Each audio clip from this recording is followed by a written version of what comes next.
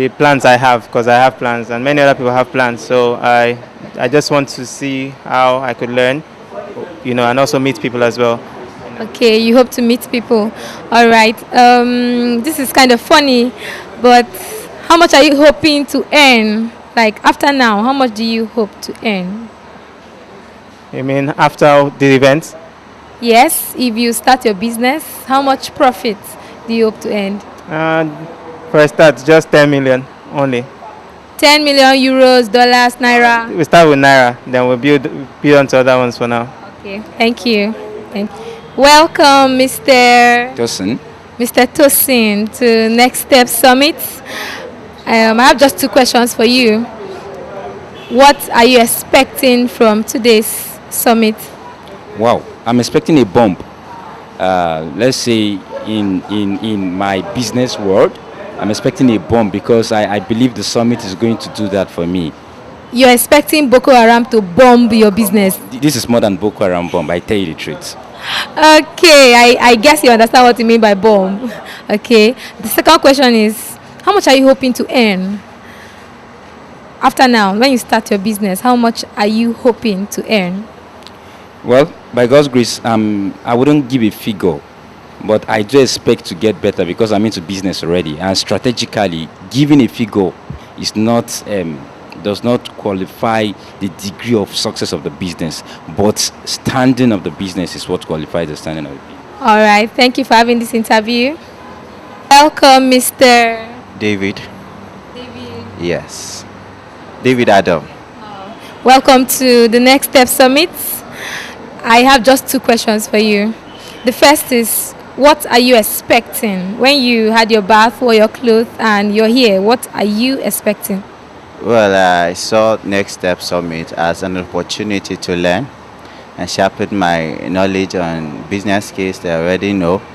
So there's an adage that learning never ends.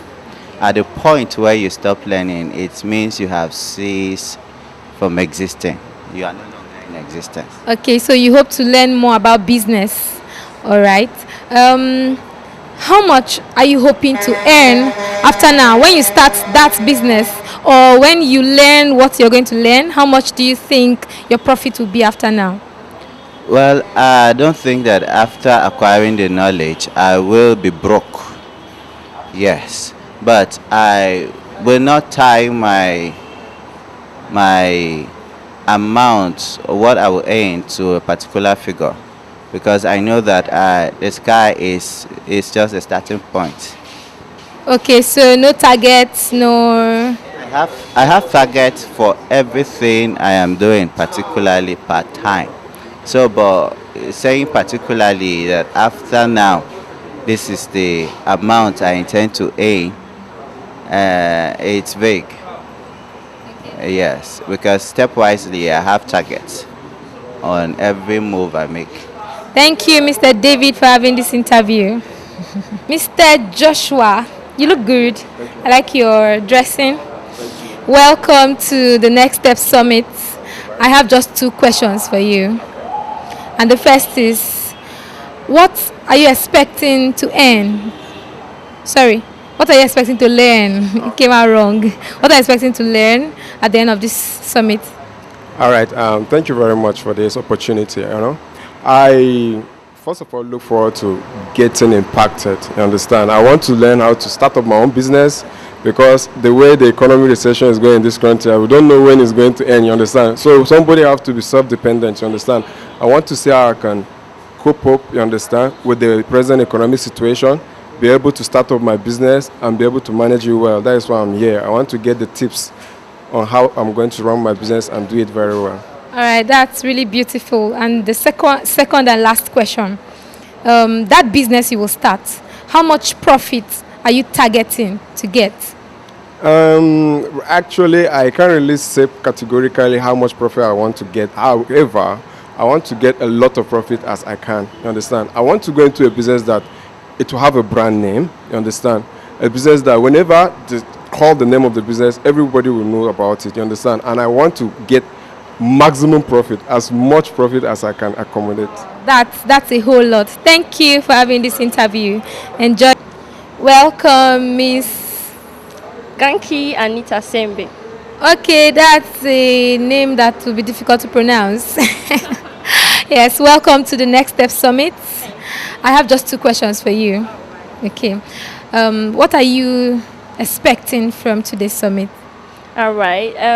As a businesswoman and inspiring businesswoman, I'm expecting a lot, like how to start a business, how to run it effectively, without, you know, yeah. So I'm expecting a lot. In fact, I even brought along an exercise. Oh my! Right loads, because I know it's going to be an inspiring moment. As in, Wow, that's a whole lot of expectation. Okay, so you said you're a businesswoman, and my next question is, how much profit are you hoping to earn after now? How much boost in the amount of profit are you hoping to get? all right. I can't say for sure, but I know that from today I'll be a better businesswoman, and I'll probably earn more than I have been doing before. Thank you for having this interview. You look good.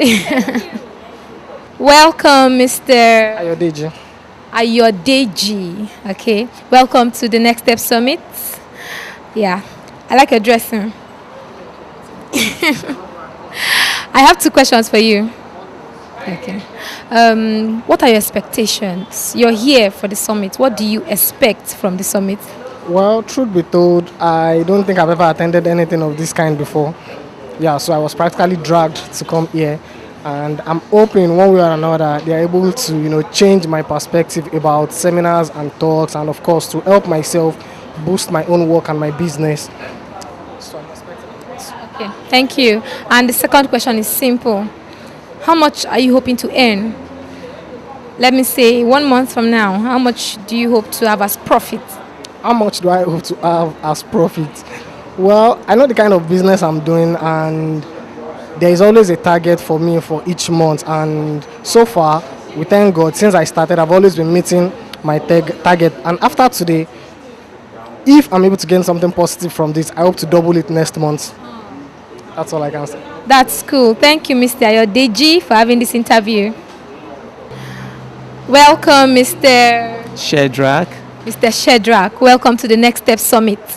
I have just two questions for you. Really simple questions. The first is, you're here. What do you expect from this summit? Actually, my expectation is very high, too much high. Because this is kind of a summit that business tycoon are raised. You have to come with a high expectation, because seminars like this don't just come easy. It comes once in a while. So when you have to utilize the opportunity, making sure that those things you need to get, you get them. You drive him out of the doctor. I know the doctor is a very good man. This is what he does, and as in the knowledge he got, we have to take him from him and establish ourselves as a business tycoon, because I see myself as one of the captain of an industry. So this is what things like this I need. Wow. So how much are you hoping to earn after now? Like, how much profit are you hoping to earn? The profit is unmeasurable, unquantifiable, because things like this you can't just measure. Because these are wisdom, these are knowledge that you need to tap. So you can't just measure. You take it from him, and it's for a lifetime. Okay, I think you didn't get my question. Like now, when you're done with the summit and you go into your business, how much profit are you hoping to get from your business? How much in figures, actual figures? If I should tell you the figures I want to get, I think I can't just say now, because I need everything I needed to tap as a businessman. Wow. So people like big, I want to outstand big, I want to outshine Dangotes of the world. So then we will not become like, no longer Dangote, we have Shedrack of the world. I want to become the big gate of our time. Wow. Thank you for having this interview, Mr. Shedrack. Thank you. Welcome, pretty lady. What's your name? Runke. Runke. I pronounced it right, Abi? Runke. Runke. Welcome to the Next Step Summit. What are your expectations? If it's one, is if you have more. Well, I plan to remain blessed and get further ideas on how I can make my business grow and flourish. Oh, you already have a business? I have a strategy. Yeah. So, from your strategy and what you learned today, how much are you hoping to earn from your business in actual figures? I can't give you the figures because they are not limited. Okay, thank you, Ronke, for having this interview. You're welcome. Yeah. Thank you. You've heard from some of the participants what they expect from today's summit, and that's about that. Right now, we'll be going in for the summit proper. Stay tuned. The one in the rich house gets to eat milk, egg, all those proteinous food that boost the protein for tallness. And then the one in the poor man's house is just eating apple and the likes, little or no protein. When those children reach the age where they are done growing tall, let's pick 23, you will notice a considerable difference in height. The one that was eating protein will be so tall, the height that that gene can give. And this one that did not have access to protein might even be short, as if there was no gene for tallness in her at all. And this is actually true, even in real life situations. So now, seeds will go out. The gene for tallness will be coming out. I hope we get what I mean. There's going to be teachings, and your ears, your eyes, your book, we are all exposed to the same teaching at the same time. But your level of productivity, how tall you grow, depends on the environment. In genetics, we call it environment, but what we mean is actually food. So after now, what company of friends are you going to keep? What kind of messages are you going to listen to? How well will you use your social media? Will you use it to download videos of more inspiration and looking up to your mentors? Or will you spend the whole day on Facebook posting pictures, getting likes? I'm not saying it's bad. I'm saying how well, what you do with time after now, what you do with what you learn is going to determine what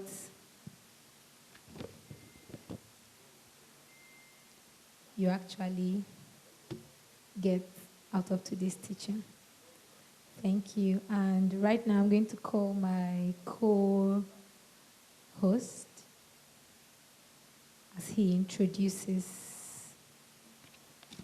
the next item. Good morning, everybody. Hope you're having a wonderful time in this wonderful summit. Whether you like it or not, this is like one of the biggest things in Ibadan as at now. So I don't think you are missing out on anything. So the next person I'm going to call on now is like the next big thing in the phase of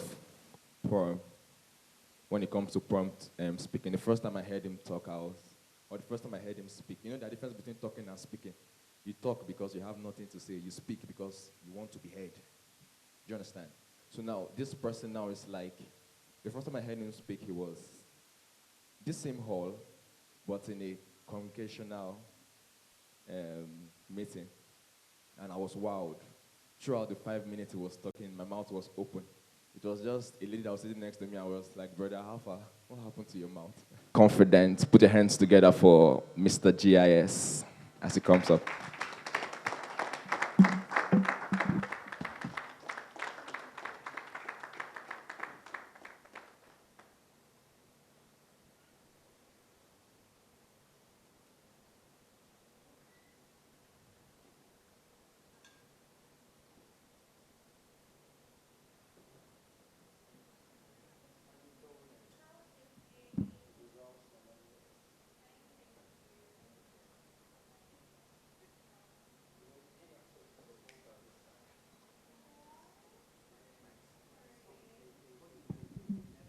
Proposal and it's all good. So have you been? Sorry, I've been good. Man, life is all right. Please get me something to. All right. Okay.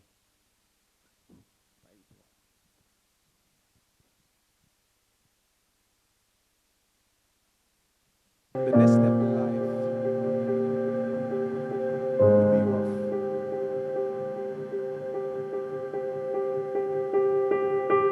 What if I told you that the next step in life could be a lot easier? But before you can understand that fact, you need to come to reality of who you truly are. truly am I? And I need you to take a minute and embrace this moment and ask yourself the very same question. I know what probably comes to your mind.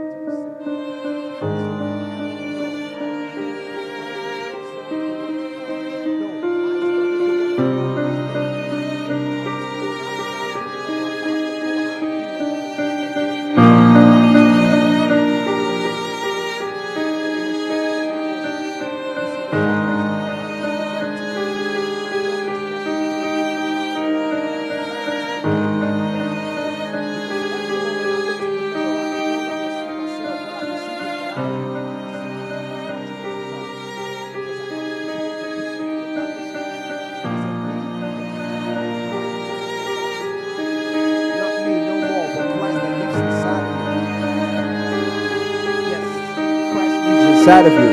All I'm saying is the Bible said that ye are gods. That's the word of God. And so I pray you man up to it. Because this is our land. And we are Nigerians. And no matter for what tribe or what perspective you look at it, we all are offsprings of motherland.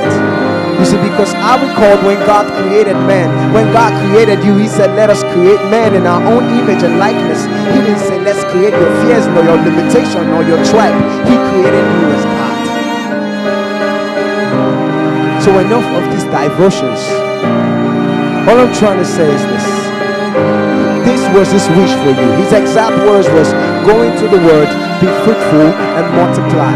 Because God believed in your dreams. God believed in your spirit of being independent. And that was why he said, go into the world, be fruitful and multiply. Now the whole question boils down to this. What is your next step in life? Are you going to let your fears ravage you from the inside, or let those God-given talents and dreams die? No. You must learn to run your race with no fears and understand whose image you were truly made in. I mean, you were made in the same image and likeness of a God who created the heaven and the earth, a God who sits in heaven, but the made earth is footstool. I mean, when God was tailoring you, he tailored you this awesome. Because you were made in the image of Yahweh awesome. Who is the pinnacle of all awesomeness? And what if I told you that we all sitting down here are all fashion designers? Because you've been fashion designed to be a fashion designer in your art by God. God bless you.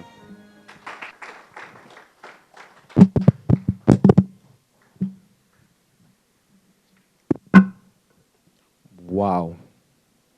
Can we appreciate him one more time again?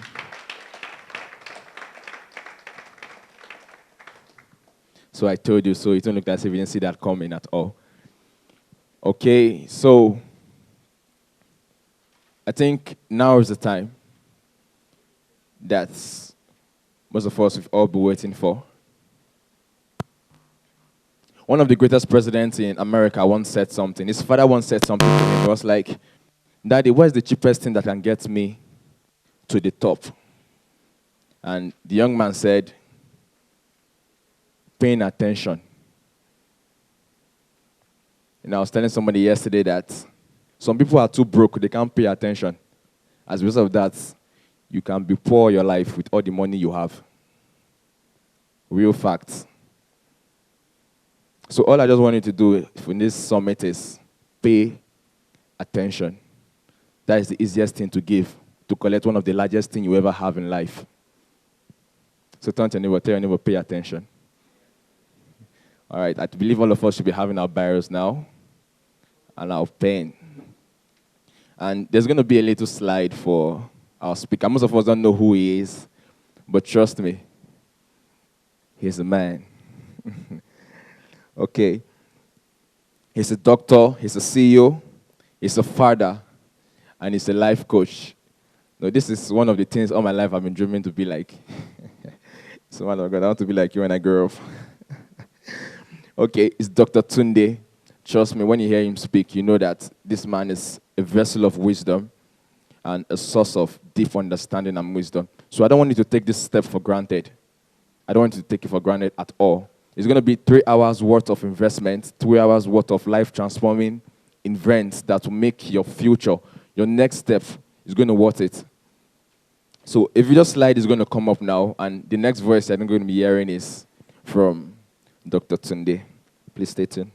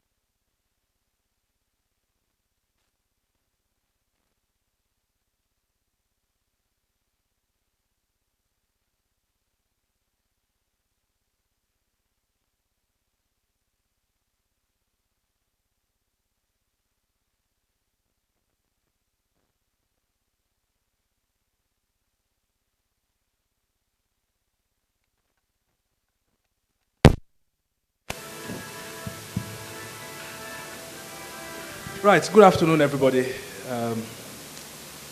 It's nice to meet you. You've taken out time to come here, and I can assure you that your time coming here it's not going to be a waste at all in any sense. You've seen, many of you must have heard about that incident when it happened. In fact, unfortunately, some people went there and they actually lost their lives. Some people, when it was terrible, the kind of things that people actually went through at that incident. Obviously, there's a problem when it comes to employment. There are many people that do not have jobs, and there are many people that have jobs but are not doing well in those jobs. Part of why we are here is so that we can avoid situations like this. Now, every problem has a solution. Every single problem has a solution. And one of the reasons why we are here this afternoon is to actually question our thinking and to also challenge our thinking. When anywhere where you see a problem, this issue of unemployment didn't just start today, it's been recurring. And wherever you see people, as it were, as if they are stuck in a problem, that means the problem seems to persist.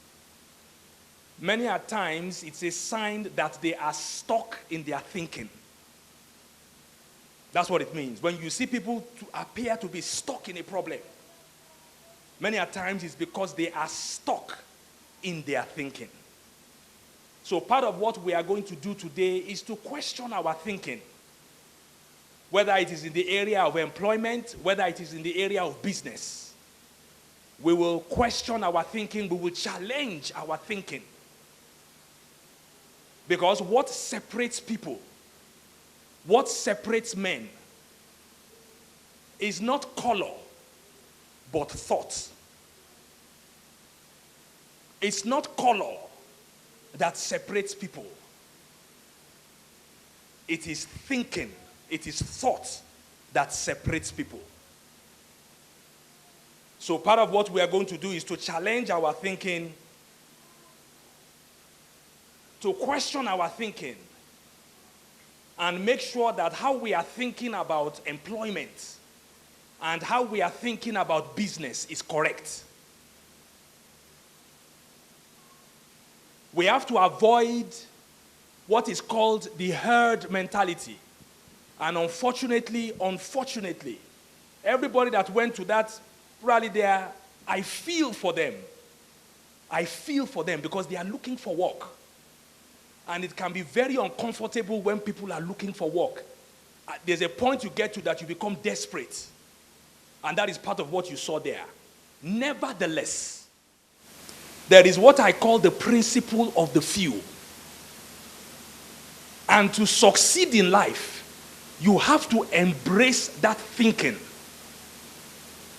The principle of the few, which means that the reason why relatively there are fewer successful people in the world, it's because they have a different thinking that is not common to everybody else.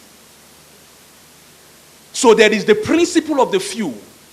There are certain principles that they apply that makes them succeed. Unfortunately, it's not everybody that adopts those principles.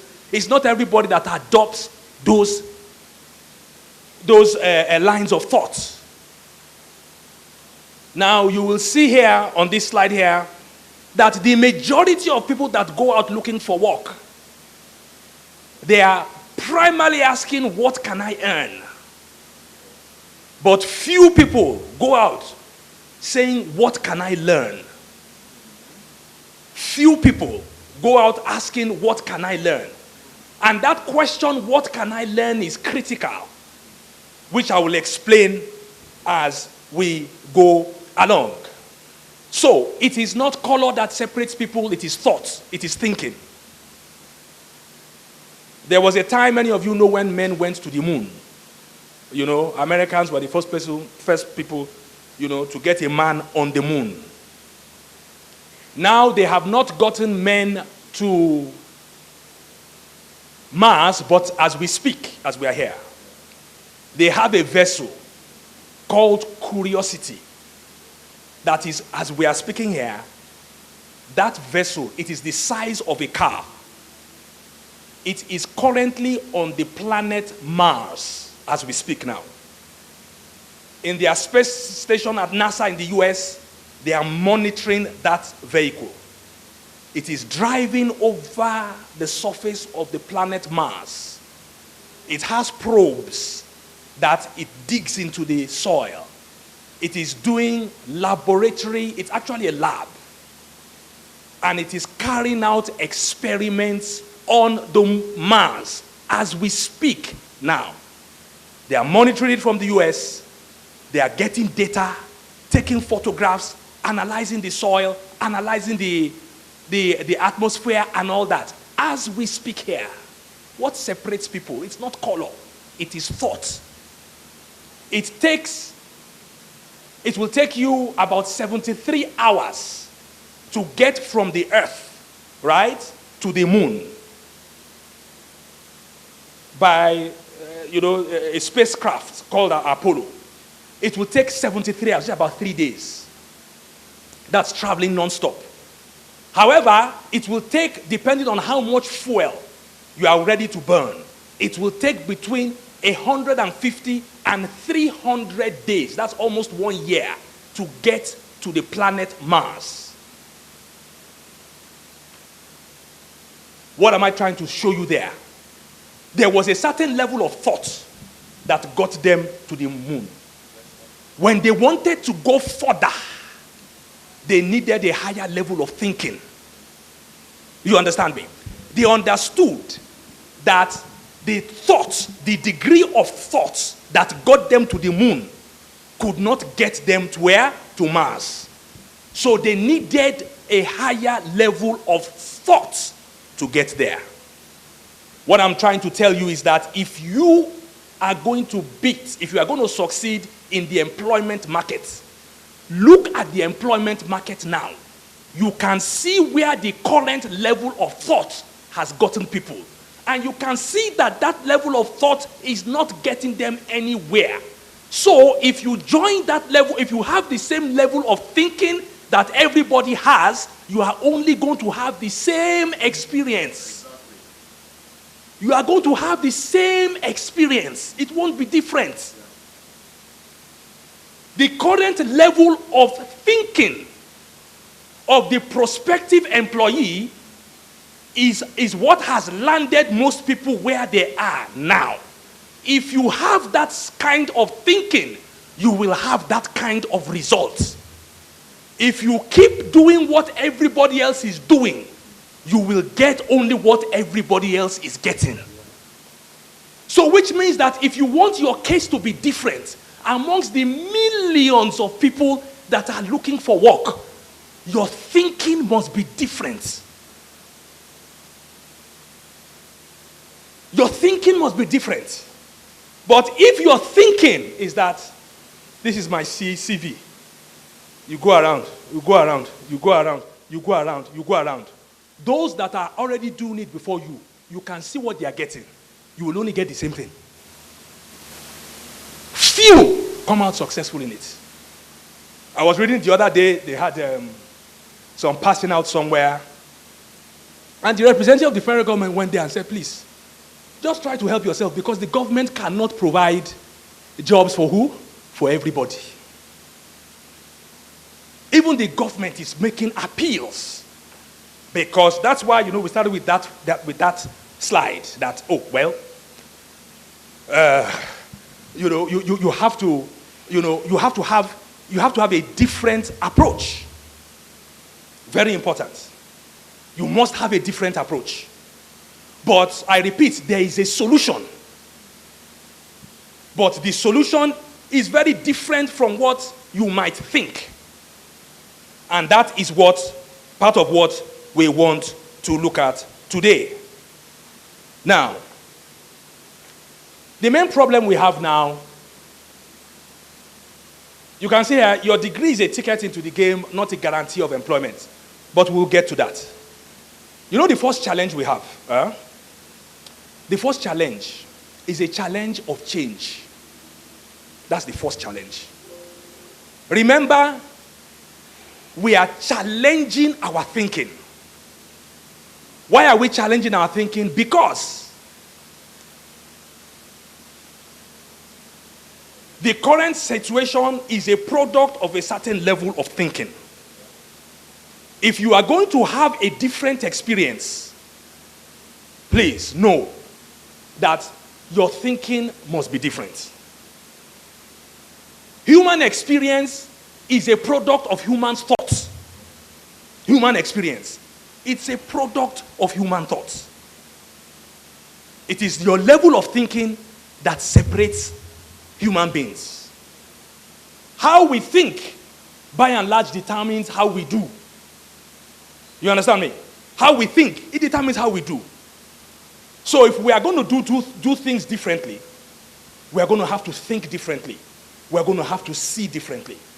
And once you can see differently and think differently, you will act differently. The same problem, you will go about it differently. And because you are going about it differently, you will get a different result from everybody else. Now, what many people are calling problem is actually something that is inevitable in life, and it is called change.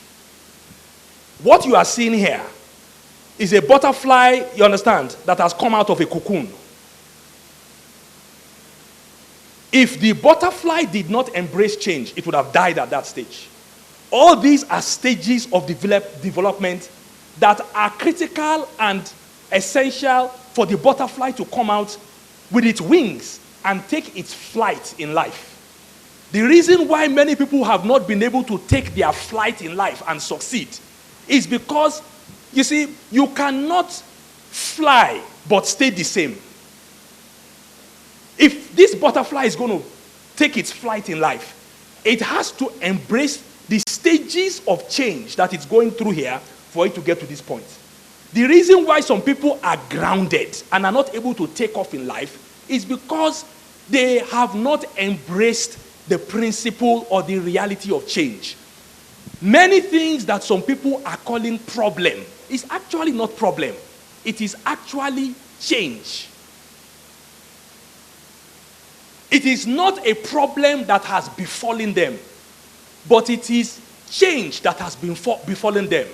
Change that they are either unaware of, change that they probably, you understand, change that they are not aware of, change that they were not prepared for, or change that they were totally unwilling to accept.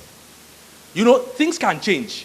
And you can be in denial that things have changed, whereby you are not willing to accept that things have changed. So you are in denial. Meanwhile, the change has occurred.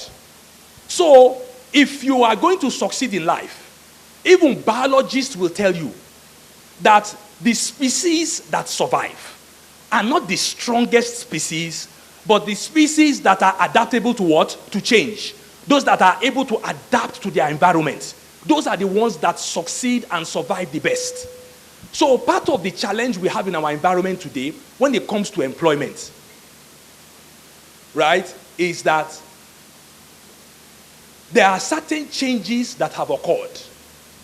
Some people are not aware that things have changed. Some people are not prepared for that change. And some people are unwilling to accept and embrace that change. So they are stuck in that situation. Now,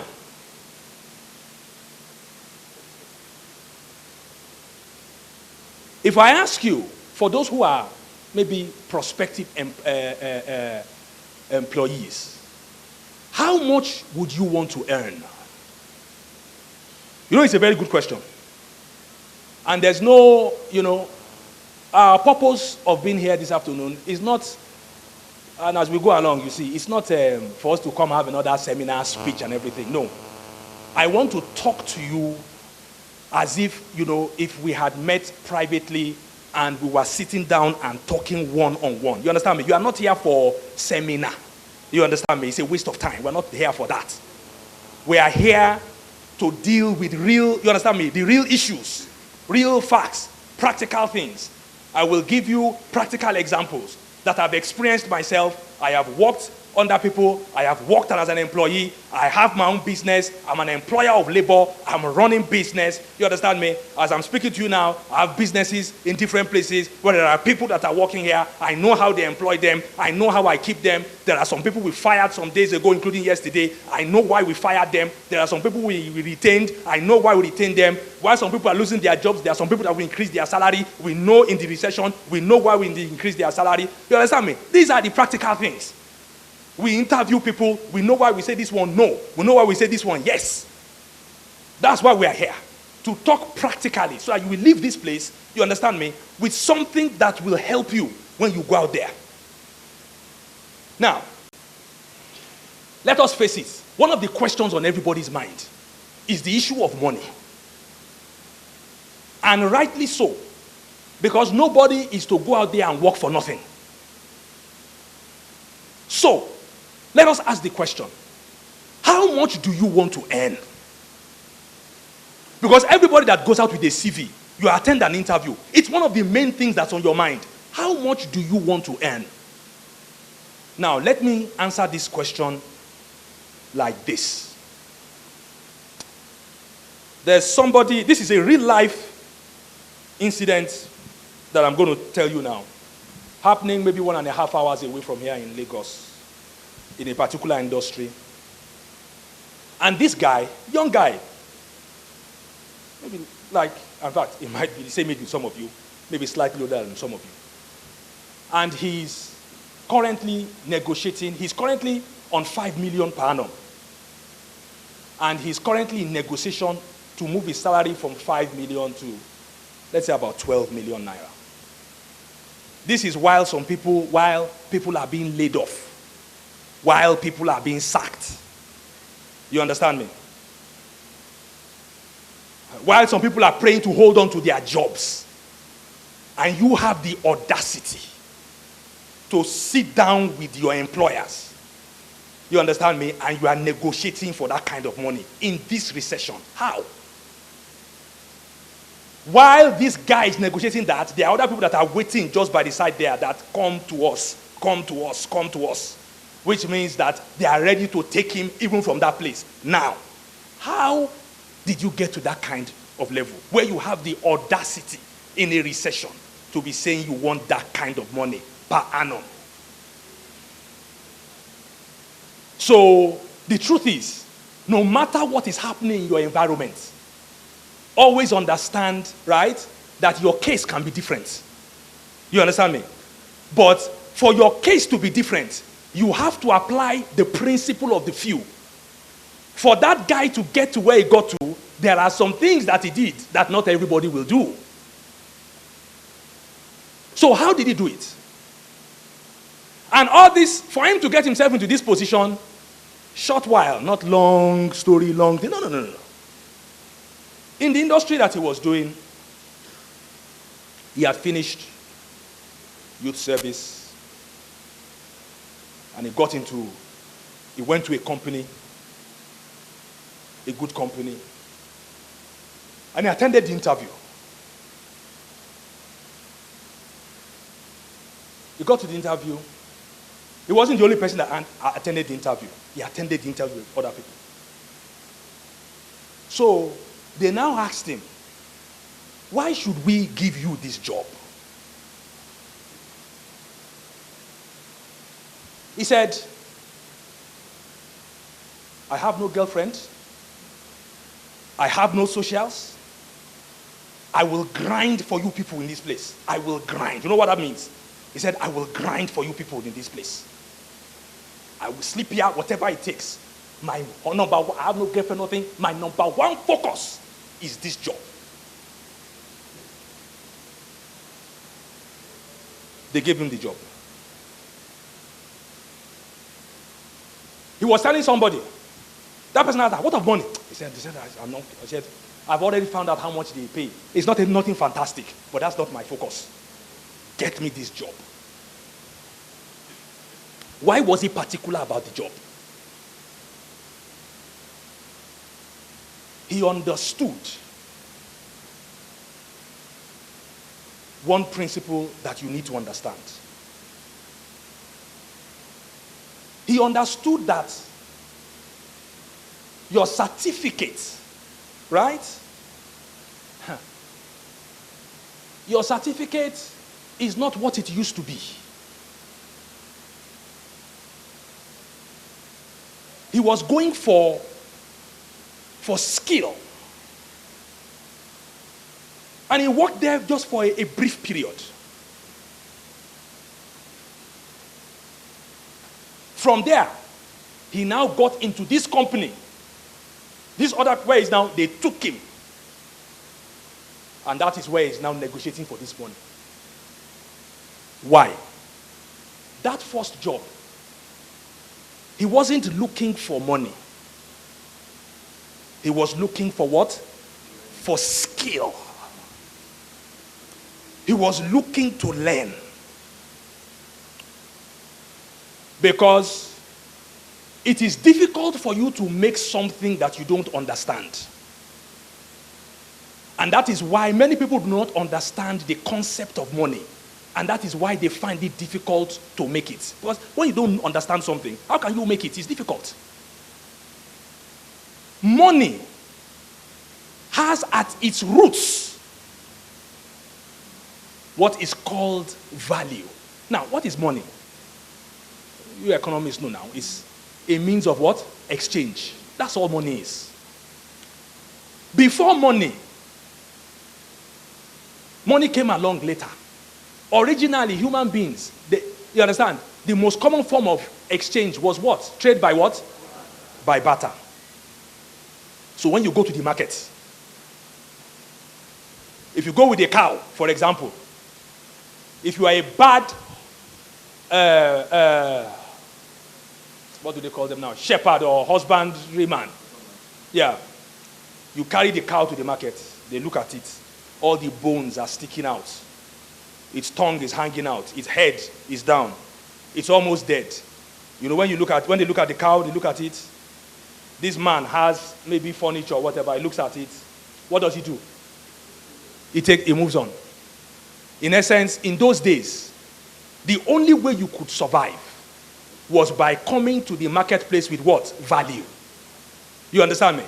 So if you go to the market with something that does not have any value, nobody is going to exchange their own goods with yours.